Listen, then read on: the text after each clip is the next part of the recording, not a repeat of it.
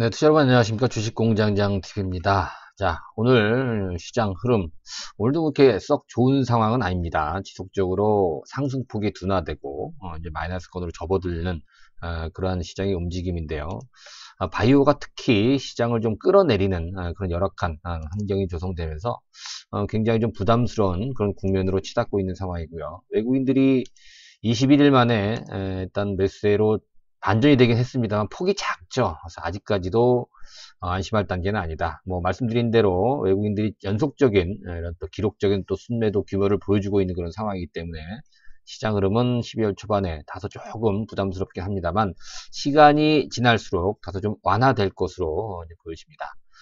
자, 오늘 주식 공부를 하면서 투자하자 세 번째 시간입니다. 자, 오늘 여러분들 말씀드릴 내용은 면역 항암제, 항암제와 관련된 얘기들을 좀 해볼까 합니다.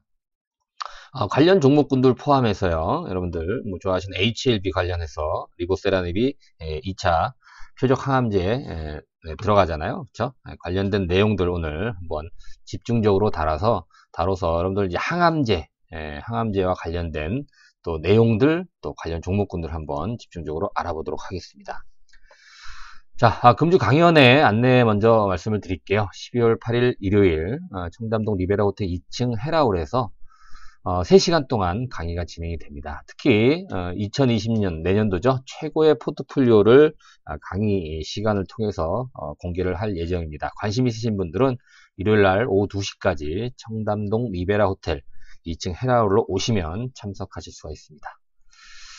자, 오늘 얘기들 본격적으로 해보죠. 여러분들 암 하면 사실 뭐 밀접하지 않습니까? 주변에 암 환자 한두 명 없는 그런 사람들은 없을 정도예요.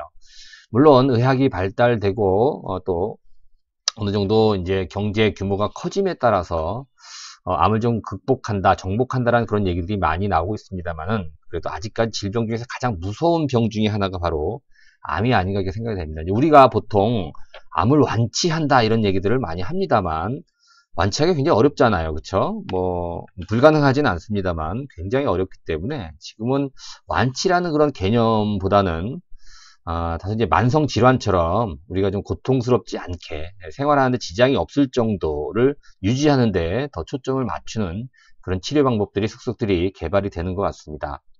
우리가 이제 기본적으로 당뇨라든가 고혈압 같은 만성 질환이 있지만 이걸 우리가 완치를 안 하잖아요. 감기도 마찬가지고. 감기 뭐 계속 걸리는데, 힘들지 않을 정도 약 먹고 치료를 받으면서 또 일상생활을 하죠.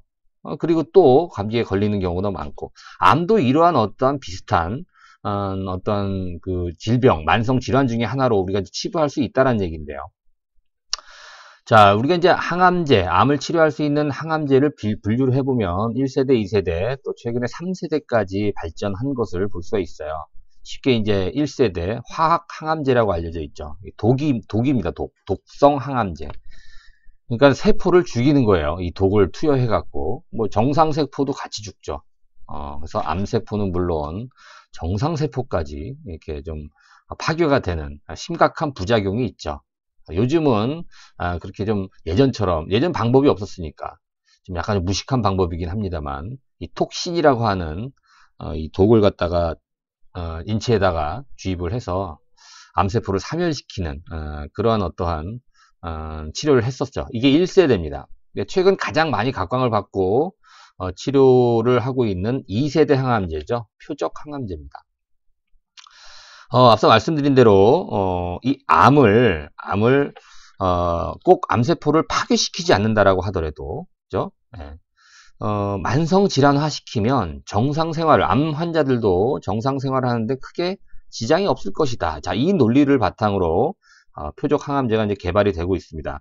2세대 표적 항암제는요, 암세포를 사멸시키고 죽이고 파괴한다라는 그런 초점이 아니에요. 그러니까 암세포도 여러분들 정상세포와 마찬가지로 혈액이라든가 기타 다른 영양분을 먹고 자라지 않습니까? 그렇죠? 전이도 되고. 그래서 암세포가 더 이상 성장하지 못하도록 암세포의 증식이라든가 또 성장을 방해하는 그런 어떤 물질이 기전이란 얘기입니다. 표적이란 말이 뭐냐면 1세대 화학항암제는 정상세포도 다 공격을 했는데 암세포만 표적해서 이 증식, 암 원인 물질을 갖다가 공격을 한다라는 것이죠. 그래서 암 완치가 어렵다라고 하더라도 암의 어떠한 진행, 암의 진행을 늦추면서 여러분 무진행 생존 기간이라고 들어보셨죠? 그렇죠. HLB의 2차 지표가 의미가 있었죠. 그게 바로 이런 겁니다. 암의 진행을 최대한 늦추면서 생존 기간을 늘리는 걸 1차적인 목적으로 개발이 된 것이 바로 이제 표적 항암제입니다. 화학 항암제보다 그렇죠. 정상세포에 작용하는 독성도 없죠. 그렇죠. 부작용이 굉장히 적다라는 그런 장점으로 지금 가장 성행을 하고 있는 치료 방법으로 가장 각광을 받고 있는 그런 방법이 바로 표적 항암제입니다. 여러분들 이제 표적 항암제가 나오기 전에 이 1차 화학 항암제가 워낙 독성이 강했기 때문에 독성을 좀 줄이는 그런 항암제가 90년도에는 이후에는 좀 개발이 되기도 했습니다만 더 좋은 항암 치료제, 이 표적 항암제의 등장으로 인해서 지금은 이 독성 항암제 치료를 거의 안 하고 있는 그런 추세죠. 그렇죠? 이제 표적 항암제가 두 가지가 있어요. 여러분들 잘 아시는 표적 항암제가 좀 몇 개 있죠. 그렇죠? 우리가 뭐 리툭산이라든가 셀트리온에 관심 있으신 분들 많이 알잖아요. 헛세팅 같은 것들이 대표적인 표적 항암제예요. 이제 표적 항암제가 분자량이 적은 데 작용을 하는 경구용이 있고요. 복용을 하는 게 있고요. 대부분은 뭐냐면 정맥주사제예요. 분자량이 좀 큰 정맥주사 헛세팅 같은 것들이 대부분 이제 주사제를 통해서 우리가 여러분들 그 SC가 뭐라 그랬어요? 정맥주사를 피하 주사제로 바꾸는 거죠. 그러니까 2~3시간 동안 링겔 맞는 는 치료가 지금 주인데 그거를 갖다가 간단하게 우리가 그냥 병원에서 주사 맞는 정도로 또 집에서 간편하게 맞을 수 있는 바이오 베타라는 말씀 첫 번째 시간에서 말씀을 드렸었잖아요. 자, 그런 것처럼 이 표적 항암제도 주로 정맥 주사제로 우리가 치료를 많이 받아요. 사실 유전공학도 많이 발달을 해서 이 정상세포가 암세포로 변하는 그런 변이 되는 그런 과정을 비교적 이제 자세하게 밝혀짐으로써 인해서 이 표적 항암제도 같이 발전이 됐다 이렇게 볼 수가 있는데요.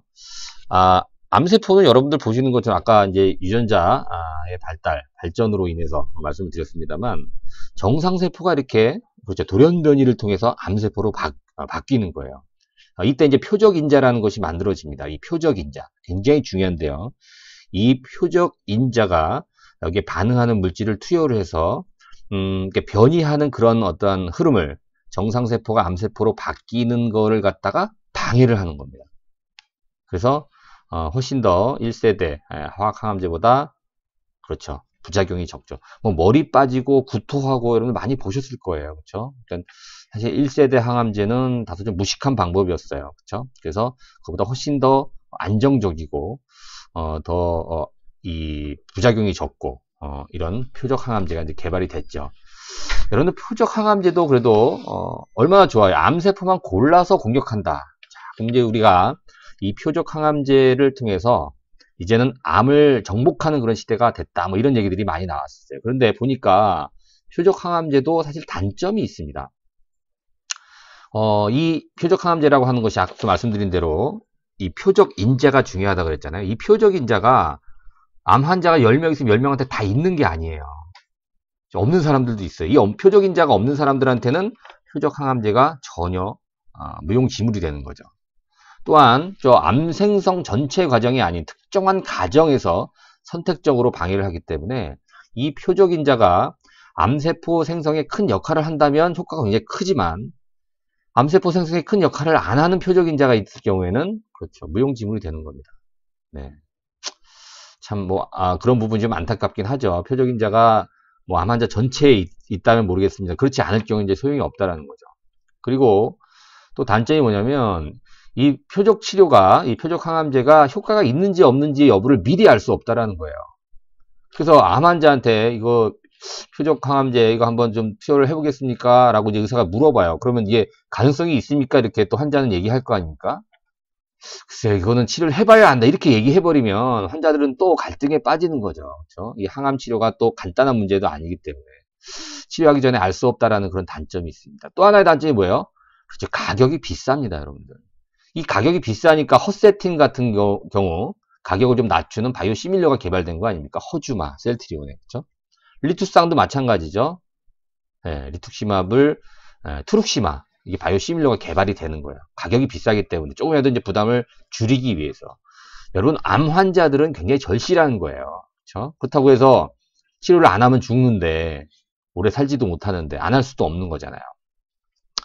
또 단점을 얘기하자면, 여러분, 내성이 생긴다는 거예요. 처음에는 이 표적항암제가 잘 들어서 암세포가 전이되거나 커지는 걸 많이 줄이는데, 계속해서 치료를 받게 되면 내성이 생긴다는 얘기예요. 아, 이것도 참 골치 아프죠. 그쵸? 예. 그래서 이제 내성이 생기면 그걸 다시 한번 또 공격할 수 있는 또 2차 표적 항암제도 개발이 되고 있고요. 다중 표적 항암제도 계속 개발이 되고 있는 그런 추세입니다. 그렇죠? 또 하나 또 일반 항암제랑 표적 항암제를 병용 치료하기도 해요, 여러분들. 병용 치료가 뭐냐면 1차 항암제, 화학 항암제랑 2차 2세대 표적 항암제랑 같이 투여를 한다는 것이죠. 암세포도 죽이는 반면에 그렇죠. 사멸도 시키고 더 이상 성장하지 못하는 아니면 또 표적 항암제 두 가지를 갖다가 병용 치료를 하기도 합니다. 요즘은 여러분들 잘 알고 계시는 악성 림프종 있죠. 혈액암.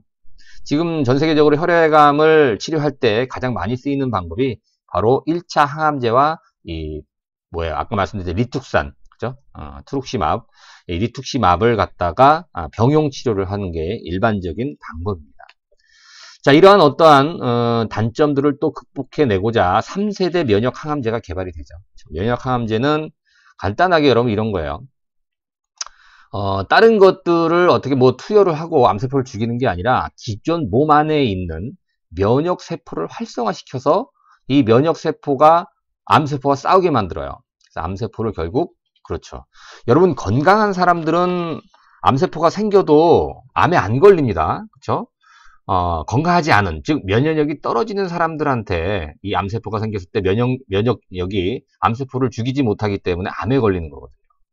그래서 건강한 사람처럼 면역력을 좀 높이는 그런 어떠한 기전을 활용하는 것이 이제 최근 계속 개발이 되고 있는 3세대 면역 항암제입니다. 물론 이제 면역력이 너무 높아도 안 좋아요, 여러분들. 그래서 적당하게 면역력이 어느 정도 좀 건강한 사람들의 세포처럼 이렇게 만들어내는 겁니다.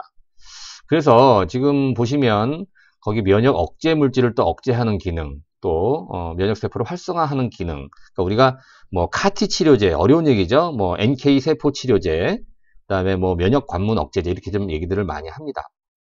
그러니까 말 그대로 여러분들 면역 관문 억제제라고 하는 것들은 뭐냐면 이것도 이제 3세대 면역 항암제에 들어가는데 면역 기능을 활성화시켰다가 또 비활성화시키는 그런 스위치 역할을 하는 거예요.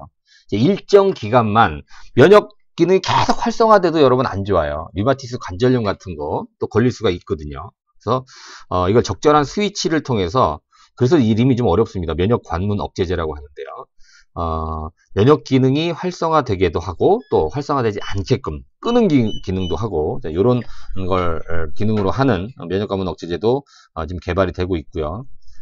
우리가 이제 쉽게 알고 있는 키투르다라든가 옵디보, 뭐 여보이 같은 이런 뭐 글로벌 항암제, 제3세대 항암제들이 있습니다. 우리가 여러분들 HLB 같은 경우에는 뭐예요? 리보세라닙이라고 하는, 이거는 여러분 뭐예요? 면역 항암제가 아니라, 그렇죠. 2세대 표적 항암제입니다. 표적 항암제. 리보세라닙, 뭐 제피티닙, 소라페립 같은. 그래서 여러분 그 2019년 에스모에서 베스트 논문 선정이 된 게 3가지입니다. 앞서 말씀드린 3세대 면역 항암제인 키투르다 논문, 옵디보, 그다음에 표적 항암제인 리보세라닙, 이 3가지가 2019년도 에스모 유럽 종양학회 베스트 논문으로 선정이 됐잖아요. 그렇죠? 네. 그래서 요즘은 이제 병용 치료를 많이 합니다. 가장 많이 보편적으로 지금 병용 치료를 많이 하는데 임상을 계속 진행을 하고 있죠. 그렇죠? 그래서 HLB의 리보세라닙과 뭐 키투르다, 뭐 옵디보 이렇게 병용 치료를 좀 많이 하고 있는 중인데 시간이 좀 필요하고 임상 시간이 조금 더 필요할 것으로 예상되지만 훨씬 더 좋은 효과를 볼 수 있는, 즉 표적 인자를 통해서 암세포의 증식을 막고요. 거기다가 면역세포까지 더 활성화시키고 면역 억제 물질을 더 차단을 하는, 면역 기능을 개선시키는 그런 기능이 합쳐진다면 여러분들 암을 정복할 수 있는 확률이 점점점 높아질 수 있다라는 거죠. 그쵸?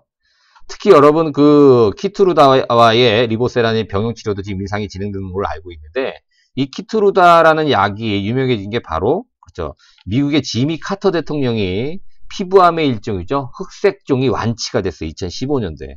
이 키트루다라는 이 제3세대 면역 항암제를 통해서 그렇죠? 뭐 이런 사례가 있기 때문에 지금도 더 각광을 받고 있는 것이죠.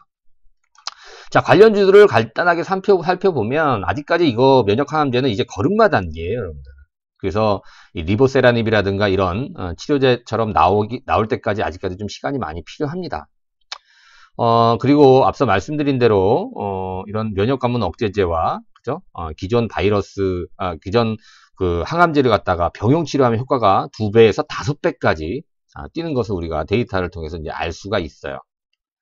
자, 파이프라인들을 보니까 여기 매스컴에 나온 얘기들이에요. 그쵸? 뭐 NK맥스라든가 큐리언트라든가 유틸렉스, 특히 큐리언트 같은 경우에는 최근 들어서 주가 흐름이 굉장히 좀 괜찮죠. 그쵸? 뭐 유틸렉스라든가 NK맥스도 바닥에서 조금씩 이제 좀 회복하려고 하는 그런 흐름이 나오고 있습니다만, 특히 NK맥스 같은 경우에는 NK세포를 통해서 면역세포 기능을 활성화시키는 거예요. 상당히 앞서 있는 그런 기술이긴 합니다. NK맥스 같은 경우에는. 매드팩토는 아직 여러분들 상장이 안 된 주식이고요. 그래서 우리나라 지금 3세대 면역 항암제의 파이프라인들을 보니까 에이티젠, 에이티젠, 녹십자 랩셀, 차바이오텍, 박셀 바이오. 개인적으로 봤을 때 에이티젠이 가장 뭐 NK세포가 관련돼서는 뭐 T세포도 있습니다만 NK세포와 관련해서는 가장 좀 앞선 기술, 또 임상도 지금 진행을 하고 있지 않습니까? 그쵸? 여러분들 그 가끔씩 TV라든가 보면 NK365라 그래서 건강 기능, 면역력을 활성시키자 뭐 그래갖고 뭐 신동엽인가요? 나와서 이렇게 광고하는 거 보셨을 겁니다. 그게 에이티젠이에요. 에이티젠. 지금은 이름이 바뀌었죠? 그쵸? 뭘로 바뀌었나요? NK맥스로 바뀌었습니다. 그쵸? 자, 외국 기업들은 뭐 우리하고 뭐 크게 상관이 없는데, 자, NK세포. 자, 여러분들 우리가 다소 좀 어려운 그런 부분이긴 합니다만 1세대, 2세대. 1세대는 사실 뭐 기억할 게 없죠. 2세대 표적 항암제와 3세대 면역 항암제 정도만 어느 정도 이해하고 있으면 여러분들이 앞으로 우리가 뭐 HLB라든가 뭐 신라젠이라든가 이런 항암제 관련 종목을 갖다가 우리가 캐스팅하거나 분석을 할 때 많은 도움을 좀 받으실 수 있을 거라고 생각이 됩니다. 뭐 어제 오른 게 오늘 다 빠져서 하루하루 또 희비가 교차되고 있는 그런 상황입니다만 여러분들 어느 정도 우리가 충분히 이해를 하고 종목을 바라본다면 이렇게 주가가 흔들림에도 이 어떤 회사의 기전, 약이 어떻고 이런 부분에 대한 확신이 있다라고 한다면 좀 흔들리는 것도 좀 덜할 거라고 생각됩니다. 지금은 기업 자체의 문제라기보다는 바이오 기업들 자체의 문제라기보다는 시장 영향이 굉장히 크기 때문에 이런 부분을 여러분들 감안을 하셔야 됩니다. 뭐 대장주라고 할 수 있는 셀트리온이나 삼성 바이오로직스 같은 경우도 오늘 플러스권에서 마이너스로 전환이 되고 있잖아요. 그죠? 시장의 흐름이 좀 안 좋기 때문에 그런 거다라고 여러분들 생각하시면 될 것 같습니다. 자, 오늘은 여러분들 같이 공부해 봅시다. 주식공장장TV에서 오늘은 항암제에 대해서 한번 알아봤습니다. 자, 방송 마치도록 하겠습니다. 고맙습니다. 구독하기, 좋아요 버튼 이렇게 눌러주시기 바라겠습니다.